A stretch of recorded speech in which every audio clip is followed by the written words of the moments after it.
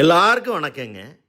இந்தியாவின் ஜனாதிபதி மேடம், இவருக்கு எப்படியாவது ஒரு அவார்டு கொடுத்துருங்க மேடம் அப்படின்னு சொல்கிற மாதிரி ஒரு ஹோட்டலு தாங்க. தமிழ்நாட்டினுடைய அடையாளமாக 53 வருஷமாக இருக்குது.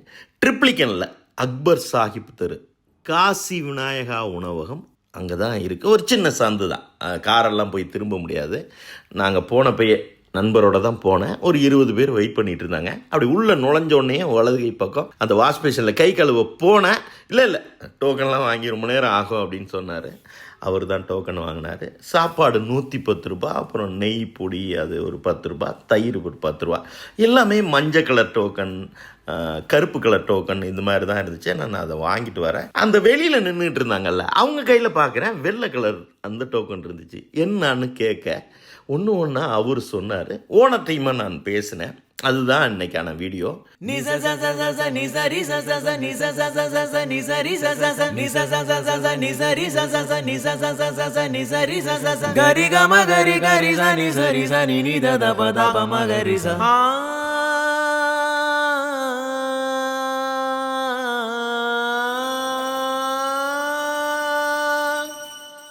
முப்பத்தெட்டு சீட்டுங்க.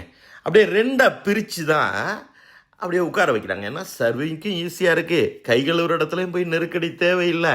அந்த மாதிரி ஒன்றும் இங்கே இருக்கிற எல்லா செயல்களுக்கும் எல்லாத்துக்கும் காரணம் இருக்குது. காரணத்தோடு தான் அந்த பிரச்சனை வந்ததுக்கு அப்புறம் தான் நான் அந்த மாதிரி மாற்றினேன் அப்படின்னு தான் ஓனர் சொல்கிறாரு. உள்ளே நுழைஞ்சோம்னா தனித்தனி டேபிளுங்க. அப்படியே அந்த டேபிளாக இருக்கட்டும், அந்த ஸ்டூலாக இருக்கட்டும், அப்படியே என்னை பார்த்து சிரிக்குதுங்க. நான் யார் தெரியுமா? 53 வருஷத்துக்கு முன்னாடி மவுண்ட் ரோட்டில் ஜெயராம் ஃபர்னிச்சர்லேருந்து என்னை தூக்கிட்டு வந்தார். இன்னும் நான் அப்படியே நிற்கிறேன் பாரு அப்படிங்குது. அந்த பக்கம் திரும்பினா ஒரு பிள்ளையார், அவரும் அப்படியே சிரிக்கிறாரு. இந்த பக்கம் பெரியவர், அவர் பாட்டு ஏங்கிட்டு இருக்காரு. இப்போதைக்கு கொஞ்சம் வளர்ந்துருக்கு அப்படின்னு சொன்னால் இந்த ஜிபே மட்டும்தானே தவிர கம்ப்யூட்டர் எதுவுமே கிடையாது. ஒரு 4-5 பேர் சர்வ் பண்ணிக்கிட்டே இருக்காங்க. அந்த டோக்கனில் ஸ்பெஷல் என்ன அப்படின்னு சொன்னால் அதுக்கு நம்பர் உண்டுங்க.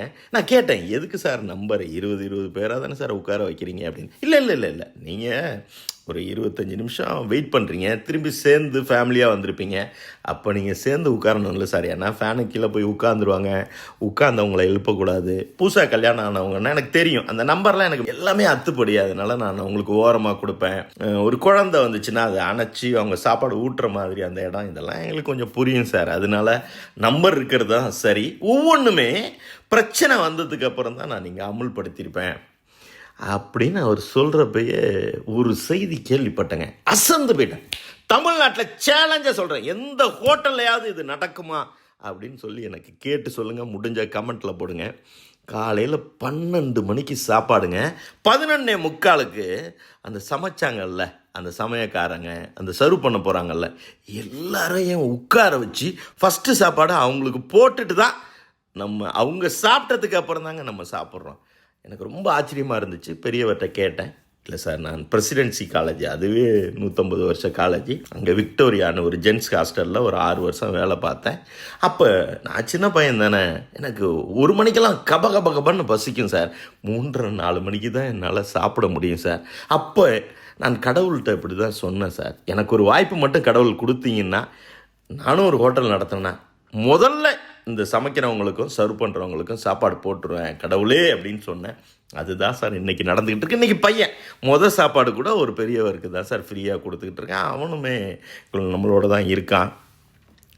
இந்த பட்டை சாதம் பெரியவங்களே அப்படின்னு, இந்த பட்டை சாதத்தில் அவ்வளோ செய்தி இருக்குது சார் அப்படின்னு சொல்லிட்டு அதுக்குமே ஒரு அழகான ஒரு தட்டு, எல்லாருக்குமே நுனியலை, ஒரு 2 கறி இப்படி தான் வைக்கிறாங்க. அந்த பட்டை சாதத்தை அப்படியே மேலேருந்து நீங்கள் கிள்னீங்கன்னு வச்சுங்களேன் சார், கொஞ்சோண்டு சாம்பாருக்கு பிசைகிறப்ப அது சூடாக இருக்கும் சார்.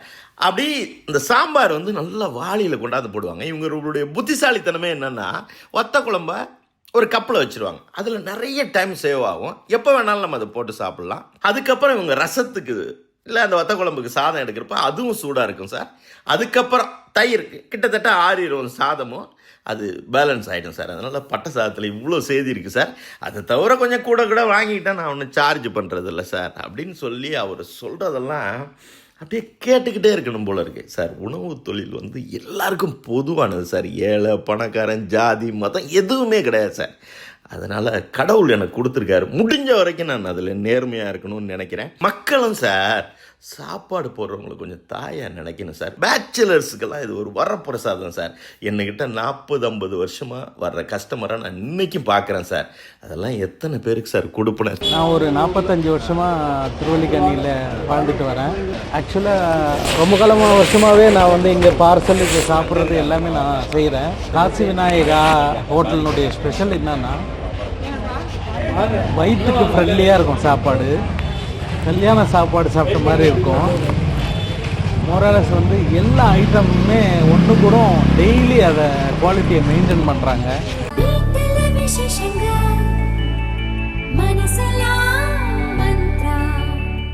திருச்சிக்கு பக்கத்தில் துறையூரில் சின்ன கிராமத்துலேருந்து வந்தாலும் சார் ரொம்ப வறுமை. இன்றைக்கி ஓரளவுக்கு இந்த இடத்த நம்மளால் வாங்குகிற அளவுக்கு கடவுள் நம்மள்கிட்ட ஒரு வசதியை கொடுத்துருக்கிறாருன்னா அதுக்கு உண்மையாக இருக்கணும்ல சார்.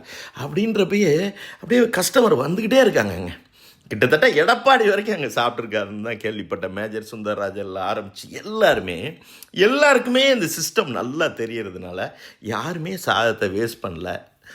ஒரு வத்த குழம்பு ஒரு நாள், ஏதோ ஒரு நாள் அது வந்து மாறி மோர் குழம்பு இருக்குது. நல்ல நாளெல்லாம் வந்து கேசரி இல்லாட்டி பாயசம் இந்த மாதிரி வைக்கிறாங்க.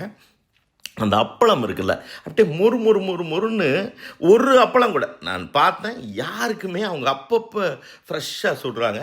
அந்த சர்வ் பண்ணுறவங்களுமே இன்னும் கொஞ்சம் நல்லா சாப்பிடுங்கப்பா அப்படிங்கிற மாதிரி அன்பாக தான்.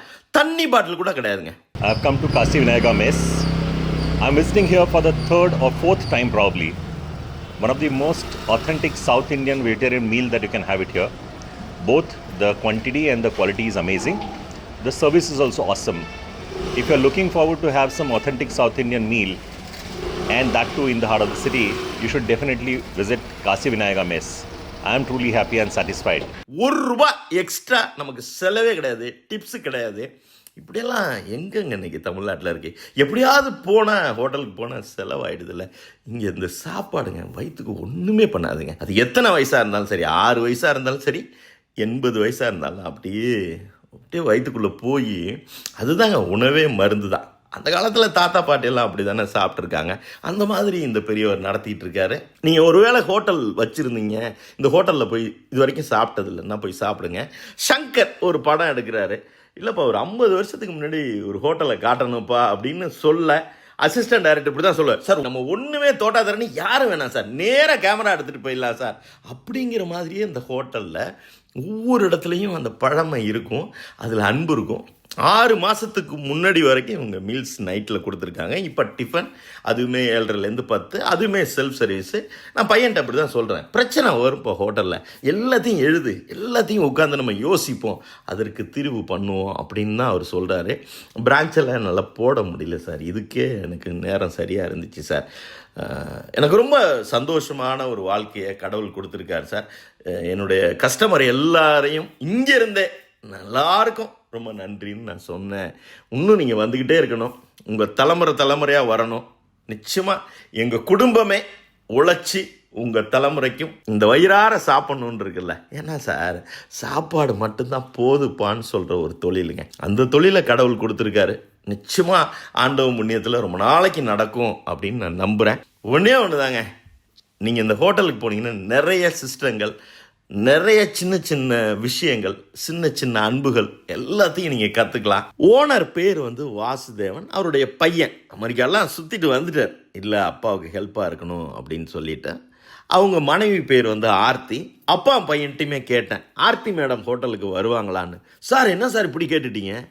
சார் அவங்க தான் சார் இன்றைக்கி முதுகெலும்பே, அவங்க தான் இன்றைக்கி பேக் போன், அப்படி பார்த்துக்கிறாங்க சார் அப்படின்னு சொல்ல, ஒரு பெண் உள்ளே வந்துட்டா இன்னும் அன்பு கூட தானேங்க செய்யும், இன்னும் சுவை கூட தானே செய்யும். என்னைக்காவது சென்னைக்கு போனீங்கன்னா, ட்ரிப்ளிகன் போனீங்கன்னா அப்படி சாப்பிட்டுட்டு அப்படியே இந்த குடும்பத்தை பார்த்துட்டு வந்தீங்கன்னு வச்சிங்களேன், நிச்சயமாக உங்களுக்கு ஒரு சந்தோஷம் கிடைக்குங்க. ஒரு பழமையான ஒரு ஹோட்டலுக்கு போன ஃபீலில் தாண்டி இல்லை ஒரு தாத்தா பாட்டி வீட்டுக்கு போயிட்டு வந்த ஃபீல் நிச்சயமாக கிடைக்குங்க. எடிட்டர் சார் அந்த பாட்டை போடுங்க சார். செய்யும் தொழிலே தெய்வம், அந்த திறமைதான் நமது செல்வம். செய்யும் தொழிலே தெய்வம், அந்த திறமைதான் நமது செல்வம்.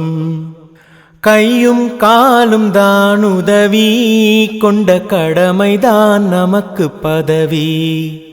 கையும் காலும் தான் உதவி, கொண்ட கடமைதான் நமக்கு பதவி, செய்யும் தொழிலே தெய்வம்.